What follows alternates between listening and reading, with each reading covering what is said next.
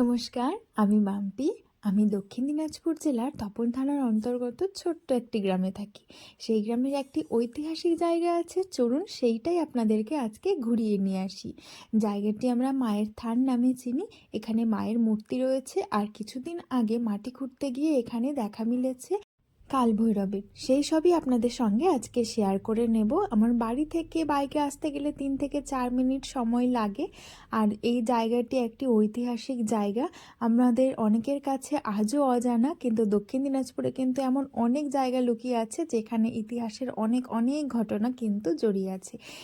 এই মন্দিরটি অনেক পুরনো, আর এই ভেতরে যে ঠাকুরগুলো আছে সেখানে আছে মা ঘণ্টেশ্বরী। আর কিছুদিন আগেও দেখা মিলেছে এই কাল ভৈরবের মূর্তিটি, সেটা ছোট্ট একটুখানি ভিডিও তো আগে শেয়ার করেই নিয়েছিলাম আপনাদের সাথে।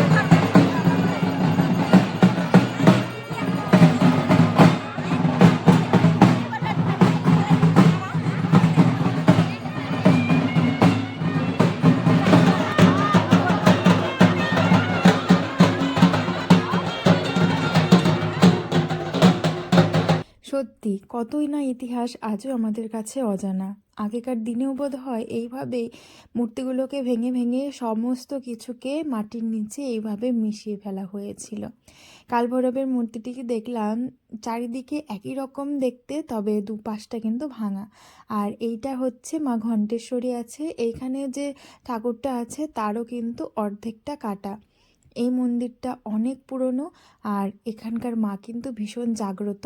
এই বৈশাখ মাসে শনিবার বা মঙ্গলবার যে বারটা শুরু হয় প্রথমে মাসের, সেই বারটা থেকেই কিন্তু এই মায়ের মন্দিরে পুজো শুরু হয়ে যায়। তাই আপনারা যদি আসতে চান তাহলে শনিবার বা মঙ্গলবার করে চলে আসবেন। এখানে কিন্তু শনিবার আর মঙ্গলবার পুজো হয়। এই জায়গাটির নাম ঘাটুল, তবে সকলেই আমরা মায়ের থান নামেই জায়গাটিকে চিনি। এই যে মূর্তিটি দেখতে পাচ্ছেন, এই মূর্তিটি কিন্তু দেখলেনই অর্ধেক কাটা অংশ এক পাশে আর অর্ধেক কাটা অংশ কিন্তু আরেক পাশে। এইভাবেই কিন্তু মন্দিরের চারিদিকে অনেক পুরনো দিনের মূর্তিগুলো এখনও ছড়িয়ে আছে। এখানে আমরা ছোটবেলায় প্রায়ই যেতাম, কিন্তু বড় হওয়ার পরে তেমন আর যাওয়া হয় না।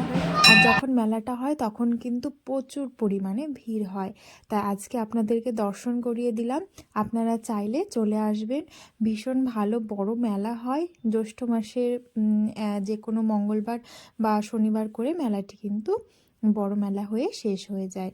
তাহলে চলুন আজকের ভিডিওটা এই পর্যন্তই। কেমন লাগলো অবশ্যই সেটা কমেন্ট করে জানাবেন।